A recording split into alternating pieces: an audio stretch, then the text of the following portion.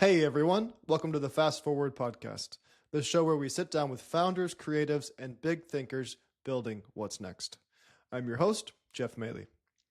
Today's guest is Kevin Gaumitz, creative director of Purple Cow Brands, where he builds high conversion, story driven websites using a method he calls Creative SEO, a design that ranks and strategy that converts. Let's dive in. Thanks for joining us, Kevin. Yeah, absolutely, man. Glad to be here. So kicking it off with origin story. How did Purple Cow actually start? And was there a moment you realized you weren't just designing websites, you were building conversion engines of the sort? Yeah, that's a good question. So last year, November, I think it was, I quit my job. I was an architectural engineer for 7 years, manager, and it just wasn't my passion. I had a bit of a, it seems to be the trend around 28 to 32. People have a bit of a mental breakdown. I think I did, and went to therapy and kind of realized I don't like this job and I'm stressed. And I actually had a degree in product design and just never went down that path for some reason or another. And one of the things I've always been passionate about is just really getting to the heart of people's stories. I love having deep conversations. I love just learning about where people come from, why they do what they do, their service in the community, why they started their business, their family life. A lot of times you'll know someone for years and then you'll realize, like, I remember as a kid, I knew my friends and their parents, but I actually never knew their parents because I was a kid, and then I realized, like, oh, your dad was in the military or served in Vietnam, or like just crazy things that now as an adult, those are interesting to me. For Uh, sure. and or they were a pastor, or they were a missionary, or whatever the thing is. So as I kind of started down this path, I quit my job and wasn't really 100% sure what to do. I knew that I liked web design, and I had some experience in that field. I've been an entrepreneur for 10 years. And so I kind of jumped into web design, not 100% sure. And it was like an epiphany for me once I jumped in, because I realized I love telling stories. And what better way, or what better like job can you have than being a web designer? Because your job is to not just create very creative and compelling websites, but to do that in a way that tells somebody's unique story, their value proposition, to who they are, to where they grew up, where they come from. I've got some clients now who come from like Africa, right? And I get to tell that story through their website. And so many websites are just missing that aspect. They talk about the Hmm. business and the services, but they never talk about, like, why, like, who is this person you're about to let in your home to do construction, right? Where did they come from? Why do you trust them with $100,000 you're about to give them? Right. And where does that go? So that was kind of what led us down this path. And in the beginning, we started off, we acquired Purple Cow from a guy named Rob in Farmers Branch. And it was very small, like doing like maybe 2 grand a month kind of thing. And we acquired it, wasn't profitable. We revamped it, started going through the EOS, and that's kind of happened since February, basically, to today. And Nice. it's been a really exciting journey. We kind of lost track of who we were at the beginning because we bought a company with a different vision. And then we started being everything to everyone. And then I realized, hey, my vision, my goal is I want to design the best websites on the internet. And I want to tell really good stories, and I want to do SEO, and I want our websites to be super creative and compelling, like this brand guide back here. I want it to, everything that we do, to be very exceptional. And that's been a big part of the journey. So we've really niched down. We've had to make a few decisions and a few adjustments, and now all we Okay. do is creative copywriting, a world-class web design, as we call it, and Purple Cow, just kind of creative SEO. So it's kind of the big origin story. Ben's not here today; he's on vacation. But I also have a business partner, Ben, and he does the operations and business development, while I do the product design development and lead our teams. Very cool. Yeah. You mentioned the creative SEO. Can you try to break that down for us? And then kind of, it seems like you've crafted something that most people would like to pounce on, but not really sure how to put it together. I think what you're describing in terms of telling the story and also being informational is not so easy to accomplish. And I think that's kind of where you're going with creative SEO, if I'm not right. Yeah. So it's a couple things. One is, most companies, when they do SEO, they just try to satisfy Google. So they just write tons of copy, right? And Right. they fill in the keywords, they get a bunch of copy, and they get you ranking on Google. Let's say you even get to the first page of Google. But then we've all been on websites where you click on a website and you're just like overwhelmed and you just immediately leave because you're annoyed by Just like, I'm not going to read 3,000 word essay about a car mechanic. Like, it's not going to happen, right? Or Or whatever. the opposite, which is too simplistic, Yeah. too to the point. You're not getting the feel of who this person is or what this business A is. call to action with a phone number and somebody's name. Yeah. Yeah. Seen that too. Yeah, we've seen both of those things, and it's been a hard journey, and I feel like we're just starting to master it. We use ChatGPT heavily. I do not use it as a outsourcing tool to not be who I am, but Right. it's to help us write better copy and not have spelling mistakes and errors, and also Hmm. just to, sometimes you don't have the right word, and ChatGPT is really good at finding the right word that you're trying to get to write a sentence or structure something, and it really helps with that along the way. So we heavily use AI to help us write some of the copy. And as far as like when I say creative SEO, most companies, like I said, they write a bunch of copy to satisfy Google, and that gets you ranking. But then when people click on your website, your conversion's super low. What we try to do is we want to be creative first and then SEO driven second. And that just means that my design team, both me as a designer and Jackie as a designer, our job is to make sure that we understand semantic structure of SEO and how that works, but we need to have the design influence the SEO, not the other way around. So that as we're designing things, we want to do creative animations. We want to follow like story branding principles and those types of things as we build. But we want to also make sure we're doing something that's going to rank, because it's a marry of two things, right? Hmm. Traffic to your website with a horrible website is just low conversion, and Right. an incredible website with no traffic is high conversion, but no one's converting because no one's visiting, right? Right. So we're really just trying to marry those two things together, and it is hard. So we have a full-time SEO person who works directly with me. I've got a little virtual office that we've all set up that's pretty cool. And then Nice. Jackie works with me as a full-time designer, and then I also design full-time, and manage the product team. So that has really changed the game for us, where we're starting to really build compelling websites. We just redesigned our website around some of that stuff, and it's been really fun. Nice.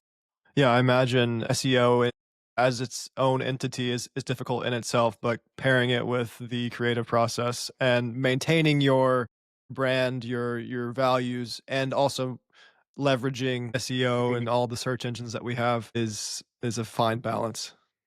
Yeah, a big thing companies need to be on that lookout for as designers. The industry has long been anybody who had a cell phone or had a laptop could start a web design agency or a social media company or Right. anything marketing space. But with AI, that's shifting where it's getting pretty noisy. It's moving very fast. And I think the world is going to shift towards you have to actually be a good designer. And that has not been something that's been like, no one's been held accountable to be a good designer. It's just been if you can get something to rank, or if you can make an ad, or if you can make a social media post good enough that it has a hook, and you get enough people to click on it, that will work. But I think the map is shifting, and so people need to be really aware that just being like a WordPress designer is not going to, I think, in the next 5 years, going to work anymore. You're going to have to be very design centric, because that's something that AI is going to have a harder time replacing. It's easy to replace semantic structure No and question. a crappy website and get it to rank. It's not so easy to make something compelling that tells a good story that converts. So that's kind of where we're at. Right, and the experts in that field will continue to shine, but if you're not leading the way in terms of, creative ingenuity like you're doing, Hmm. it's harder to differentiate yourself from whatever is the middle. Yeah. Yeah, it's very hard for that. One of the things I see a lot of designers that come into Purple Cow now. There's five of us in total, so we're not big, but we're growing. I see a lot of people where they All come in. doing design, web design, So or one's doing, different. yeah, Ben is doing business development. I'm Yeah, doing creative web design and copy. Jackie does creative web design and copy, and then John V does SEO and supports our team together. So we're very collaborative in yeah, our approach, which is a little bit different. But one thing I've seen as we kind of build this team out, a lot of designers come in, and I think it's kind of a funny thing. They always say, Canva sucks. Don't, stop trying to hire a Canva designer. You've probably seen those LinkedIn posts oh, of course. all the time, right? And I'm really compelling our team to help them understand that I don't care what tool you use. What I care about is, are you learning? Are you growing? Are you Yeah, doing good design? Is a tool holding you back from being the best designer you can be? And I've actually shifted we had a graphic designer for a while, and we shifted him into Canva, and he went out and started his own business, and now he fully uses Canva. And that evolution has been really cool to see because Interesting. they're starting to see that if you're a good designer, you're a good designer. It doesn't matter if you use Illustrator or Canva or Hmm. pen and paper or whatever the thing is. Don't let the tool dictate, how you get good design and put it out there. And Canva's got millions of people using it now with Hmm. millions of different templates and designs. So if you're a good designer, like it's an incredible tool. Completely agree. I'm also I've done design for a long time for myself, so it's interesting to see the shift. And you know, it's not. It's meant to be a tool, right? Not to take away from what you already have within you in terms of creativity. Yeah. Yeah. People just get afraid of change, right? We all Yeah. are. And so when shift comes, we all push against it. I'm guilty of the same things and Yeah. something we're learning to overcome. And I think that's the nice thing about having a team is we all can push against our biases a little bit. And that Yeah, helps that's true. it helps us make those shifts a little faster. Because it's overwhelming. But I'm glad we're making those shifts. So Very cool. So it seems like you kind of one point went all in on Framer. What does it let you do that traditional web platforms couldn't? okay. So I came, like I said, a little bit of a background in product design. So I was developing some software at some point. I was using Figma quite a bit and kind Hmm. of mastered that. And the thing that I've seen with whether you're using Wix or Squarespace or WordPress or any of these tools, it's just like Illustrator if you're a graphic designer or Photoshop. We've got to be looking for the tools that let us design the best we can design, the most efficient we can design, and tell the best stories, whether it's through graphics or web designs or ads or whatever the thing is that you're doing in the marketing space. And what we found with Framer, as I decided to really niche in, there's a couple reasons for it. Number one, you've got to master a platform. There is so much noise in the world. And whether you use WordPress or you use Framer or Wix or Squarespace or Webflow or whatever the tool is that you pick, you gotta master it. Because if you become a jack of all trades, you're a master of none.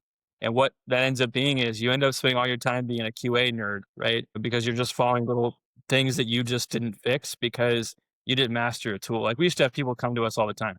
Will you do WordPress updates for us? Will you do, fix my website in Wix.com or Squarespace? And we used to do that. But I found that I want a very collaborative environment where my SEO person can come in and help us fix little things and make sure we're being efficient. Our web designers can come in and help support the SEO people. The operations can come in and touch little things that they need to, or have enough knowledge to be dangerous.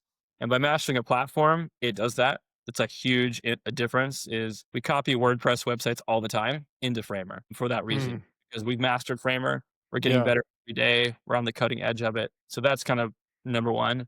Number two, Framer is basically Figma, but it can build websites. I mean, it's 99.9% the same. Obviously, of course, just like Apple and Microsoft, they got to have different names for different things, and they got to use Right. different things and settings. But generally, it's a design centric tool, just like Figma was, and that has made it so we can spend more of our time on the copywriting and the design, and less time thinking about how does this tool work. What does this tool stop us from doing? When you go into WordPress, yes, there are plugins you can use to help you get that direction, but you got to set those up. You got to think about how those things work. You just spend a lot of time thinking about the tool and how to make the tool work for you. Framer is the first web design tool I've used where, just like Figma, it's a whiteboard. Do whatever you want. And so that allows the design team and the SEO team to work a lot better together to create really compelling stories that are design centric and to spend a lot less of our time thinking about how does this tool work and what does it stop us from doing and how do we work around it. That's really the big piece of it. The other part is you can custom code inside of it too. We don't have to do a lot of custom code because it has a lot of good features, but it does have that if we need to. Hmm. And we just found that we can API integrate stuff into it if we need to, if we have Hmm. any limitations. But we really just want to be design centric. Our goal is to design websites like Rivian and Scout Motors and Tesla, and we want to get to that level. And I think tools that allow us to be the best designers we can be to keep breaking glass ceilings are the tools we're going to choose to use. Absolutely. So it sounds like Framer is robust enough to cover your bases, but it gives you that flexibility that you're looking for and allows you to kind of streamline things across a team of designers and SEO experts. So you can utilize the platform, but also have the flexibility to take it whichever direction you need to. Yeah, and the big thing too is we can take existing Figma designers and the feeling of using Framer versus Figma, there's a lot less friction there. There is some, Mm, it's a different program, but it is very similar in how you would operate it from a user experience standpoint. And gotcha. that makes it easier for me to overcome objections with designers to get them into it because they want to use it. Because if they love Figma, they probably would love to learn how to actually build a website that launches. And that is just the evolution of Framer. And so that has been a huge piece too. Nice. So I guess the talent pool is richer Yeah. because there's a lot of designers on Figma. Yes. And they're willing, a lot of them want to transition and they've heard of this new program. Right. So that has been a really compelling piece. And being a design centric company, that's what we're all about.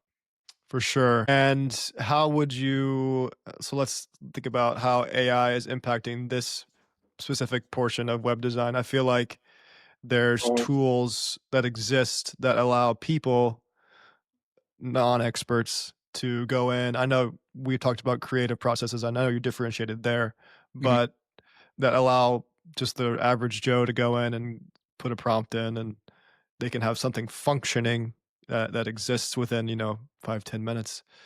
What is it that do you see it coming into your sector, or do you think that's something different? Like, is it the same industry in your mind, or is that something that's more, I don't know, less about creative, more about function? Yeah, I think for a long time, and this is kind of a fault I think of Wix.com, has sold this kind of bill of goods that for $30 a month you can launch your own website or whatever the price is, Yeah, I've right? seen that for years now. Yeah, and it created this little weird pocket where everyone thinks they're a web designer. And same thing kind of with AI. Unless you understand user experience and how to guide a user through a website and like the story, like you've got multiple different buyers potentially. Let's say you're a construction company. You might have the residential homeowner, you might have the commercial company that's going to come look for you for work, or somebody who owns a commercial property who needs development. Those are three different buyer profiles, and understanding their journey through a website is one big portion of it. And the second part is being able to write copy that fits that bill. Like, I think people, it's kind of like luxury cars, right? You can buy a Honda, which is kind of the cheaper alternative. It's super reliable. Probably not the most incredible car.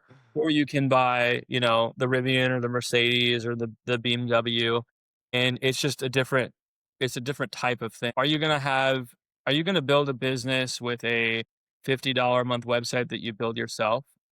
I mean, there's 1 to 5% of people who might get lucky and maybe they're really good at it naturally and that happens. But I'd say for 95% of people, it's almost like an MLM in a way. It's like easy to join, but the reality is it's not going to give you much traction. It's just going to cost you money. It'd almost be better not to have a website if no one's visiting it and not to spend $50 a month and wait until you can afford to hire a design company that can actually help you tell your story. I mean, I spend a lot of time with people on their sales pitches and trying to figure out what their why is and pull that out of them with ChatGPT and my custom AIs that I Sure. write, my own ability to understand humans. And that is not something that AI can do on its own. So you just end up with we've all done this where we build our own websites as business owners and then we revise it 100 times and we still never really like it. That's Hmm. product of what those AI tools are going to put out there is it's only as good as your abilities to input something into that is what you want. And a lot of times you don't know unless you have an expert to come in and sit with you. Just like construction, if somebody were to come into your house and explain to you how to redesign a bathroom, it's gonna be a lot different than if you DIY it yourself from watching videos on YouTube. Um, Yeah, not even close. yeah, you can do it. It's just a matter of what level of service do you want? Are you just naturally one of those gifted people that is able to redesign your bathroom and it looks like a 10? If I did it, it would look like a 3 out of 10. I hire a construction company to come in and do it. So that's kinda how I would describe it. So, not bad, has a use case, but it is what you pay for, right? You get what you pay for. So, Right, and like anything, it's a case by case basis. Everyone's not created equally in terms of understanding user experience and Mhm. technically inclined regardless. If they're doing something like that, that means their site maybe isn't the most prominent feature of their business. Yeah. And in today's modern society, it's a pretty pivotal piece of the business as you try to gain traction or access new clients or just to let people know your story. Yeah, a big thing I see generally in just industries in general, I go around networking with people. I see a lot of serial entrepreneurs where they really struggle to figure out what their core values are and what it is they really want to do. And so they jump from business to business. And that is sort of what happens with those cheaper websites like that, is they just go from business to business and you never really have any growth or momentum from doing that. And at some point, you have to be somebody who sits down and says, okay, what am I doing? What am I passionate about? And how do I drive that? Maybe as a business owner, you are good at designing your own website and telling your story. There are people that are really good copywriters who might be a house cleaning business, right? Right. But it's ability. But in general, you want somebody who's going to obsess over those little details to help you grow. And that's what we do. Like we obsess over web design. I love, live and breathe web design, creative copywriting, and I'm excited to figure out how to break those glass ceilings. Most business owners are probably not going to be obsessive about that. They're going to be obsessive about their niche that they're started their business in. And it also takes time away from your ability to do sales or to grow your skill set in your industry by Hmm. doing those types of things. And I think it's a distraction personally. So my advice to people in general is don't get distracted by $100 little items. Those things will keep you poor. If you don't have the money, don't do it right now. Focus on what you're selling, networking, doing the things that bring you business that help you learn your skill set and grow and get better. And then hire a web design company like me when the time is right. That's my advice. So, Yeah, get your ducks in a row. Don't do not hodgepodge, but don't just throw something out there because you can, be more intentional. yeah. The amount of websites I see where people say, I just had to have a website. And then you go look at the analytics, it's like So three bad. people visited it, and it's probably all of them. And you're like, you wasted hours at night, sleepless hours designing that website that no one's gonna visit. Just focus on cleaning cars because that's what you're good at, you know? Uh, Such a so, funny problem. It yeah. happens everywhere, and I see it all the time. We're all guilty of it, or even I reinvent processes all the time. I have to be careful. You get one frustrating client or something, and then I'm an introspective person, so I take it personally. I try to bring it in, ask myself, "There's something I did." Then I reinvent the wheel, and then I find 5 really good clients, and I realize, "Oh, they were kind of the problem. I just Yeah, didn't have the discernment to know that." right, Because I'm a kind person who wants to grow. So right, yeah, it's just the nature of the game. So, for sure. So, if we were to fast forward 3 to 5 years, what does success look like for Purple Cow Brands and the creative SEO philosophy? Now you mentioned Rivian and that's Tesla and that style. yeah. Mm, Let's see.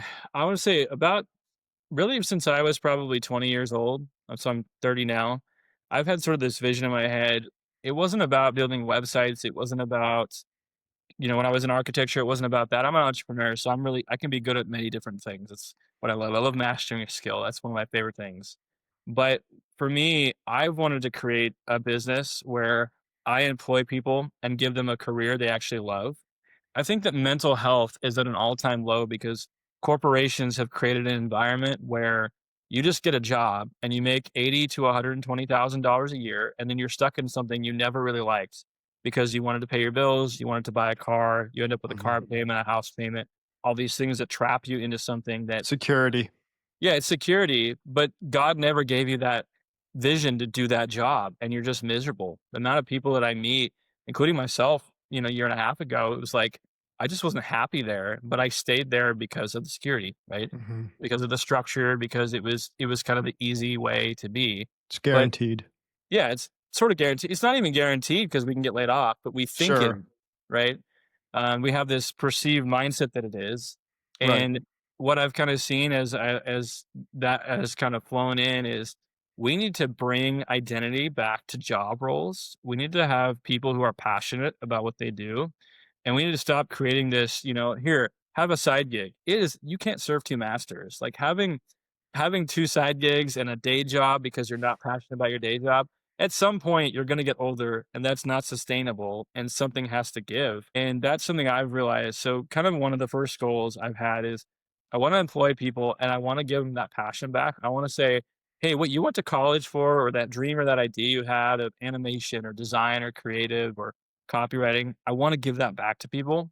And I want to hire people that are passionate about what they do. And that's a tall order to find those people and remind them it's okay to have passion. It's okay to be excited. It's okay to show up to work. It doesn't make you a bad person that you like doing a job. Yeah, I think you're right. People are desensitized to that Yeah. because everyone thinks of the 9 to 5. It's a drag. It's nothing to be excited about. Yeah, it's because Target and Walmart told us all that we had to get a business job and we had to make 100K, buy a house, and that was the American dream. But no one ever stopped to say, is the American dream my own dream? Is that what I want for my life? And I think that has created an epidemic of just terrible mental health. I had those problems and I've kind of recovered, which is cool. And I'm starting to figure out what that identity is. So that's kind of the first thing. So that's the big part is everyone at our company has to be obsessed about their job. I will not hire you and you will not last here if you're not obsessed and excited to be here and you want this. And my goal is to hopefully pay people more over time and as we grow. So that's kind of the big thing. The next step is we want to build, just like I said, we want to build some of the best websites on the internet. We want to tell cool stories. We want to create animated websites. We want to have things that rank and we want to really challenge that. There are companies that are doing it, not a lot of them, right? But there are companies that build websites like Rivian or Tesla or whatever the websites are, Disney's website maybe, Mhm. where they are compelling. And we want to get to that spot. And we want to remind business owners that, hey, when you trust us with $3,500 a month or $4,000 a month of your money to go do marketing, it can work. And there are people who put the time in to make this work for you and to know your story. But for a long time, the industry's been broken where you'll pay $4,000 a month thinking that you're about to get success. And then you realize those people have no idea what they're doing. It's a former salesman from a corporate company who starts a design agency and then hires a bunch of freelancers off of Upwork or Fiverr.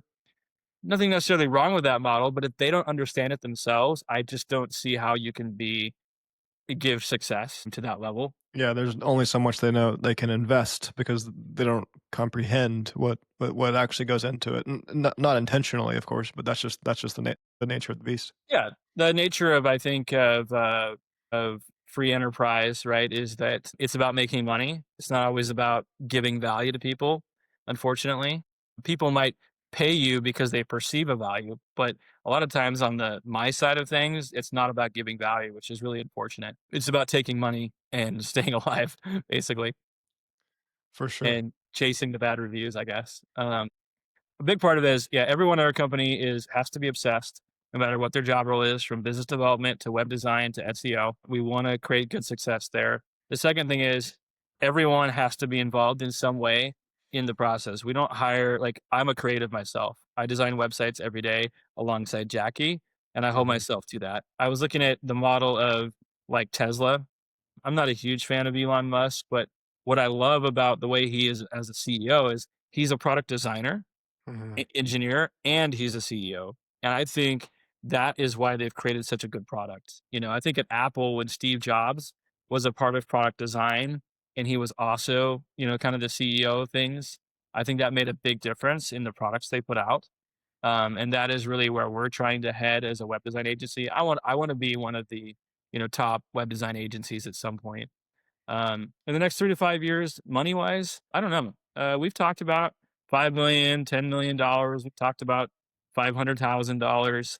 I think what matters to me more than anything is that we're building really cool websites, telling really good stories, and employing really cool people that are passionate about what they do. And if we do those things and serve our clients well, I mean, if that makes us big, great. If that means that we're doing $500,000 a year, I'm fine with that too. So that's kind of where Right.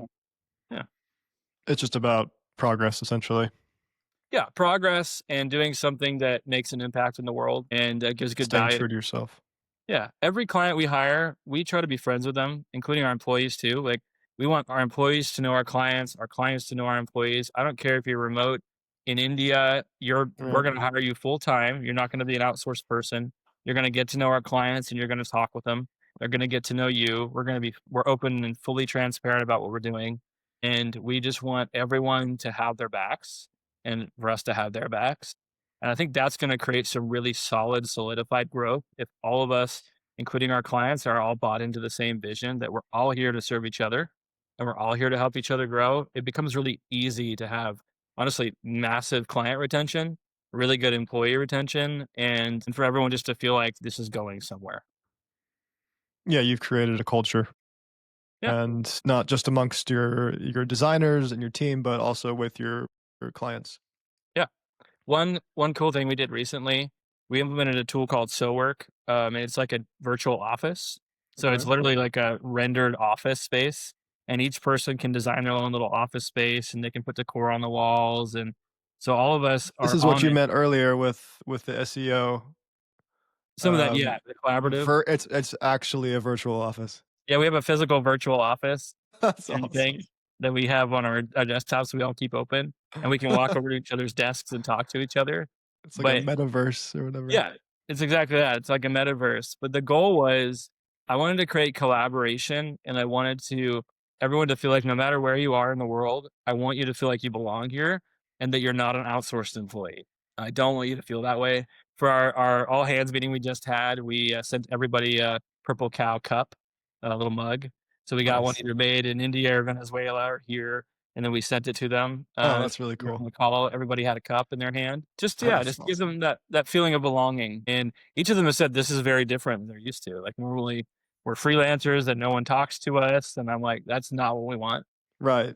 I just had John V on. She's in India with one of our clients. And she was like, you want me to talk to your client? I was like, yeah, you're my employee. You work here. Like, yes, I want you to know them. I want them to know you. Like, that's important to me. That's great though. So yeah, it's been fun. Really fun. That's really cool. Yeah, I noticed the avatars on your LinkedIn page. Are those your characters Yes. for the virtual office? Okay. Yeah, each of us. So I really wanted our purple cow to be kind of a Pixar style was Yeah. like the goal. I was like obsessed with like the Cars movie when I was a kid, um, Nice. and I'm really into cars in general. So Pixar was like always something I loved. And so as we build the creative agency, I had them each send me a picture of them, and then we turned them into Pixar style characters using ChatGPT and like Nice. Perplexity and a few others, and then put those on our website now. So if you check out our website, they're up at the top there of our team, and it's just everybody is like a Pixar character. Again, just giving them a feeling like we value you here. We're going to put you on our website.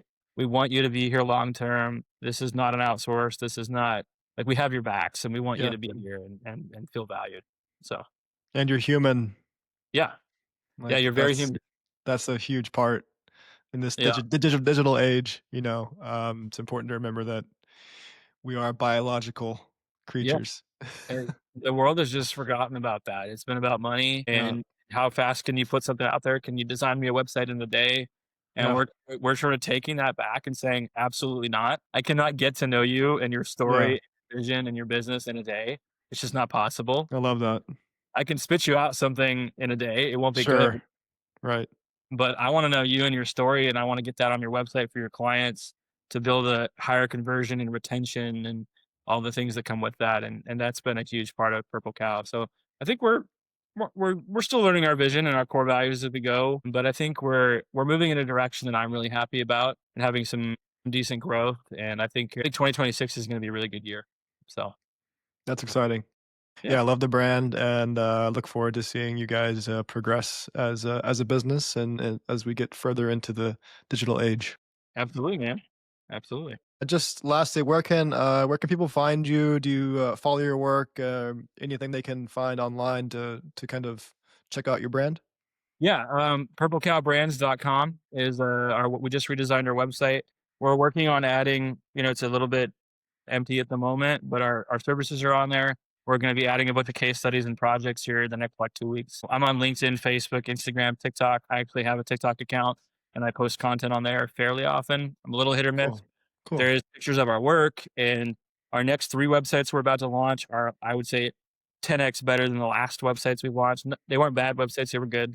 just we've really pushed the bounds of our creative minds, and really trying to push that. So I'm really excited for what's to come of that. So yeah, so pretty much anywhere online you can that you have social media, you can find us. So Awesome. Well, thanks for coming on, Kevin. Nice meeting you, and look forward to seeing you guys progress. you as well, my friend. Good chat with you. Have a good one. You too. Bye. Bye. Hey, you made it all the way to the end. Thanks for that. Stay tuned for more episodes from the Fast Forward podcast every Friday.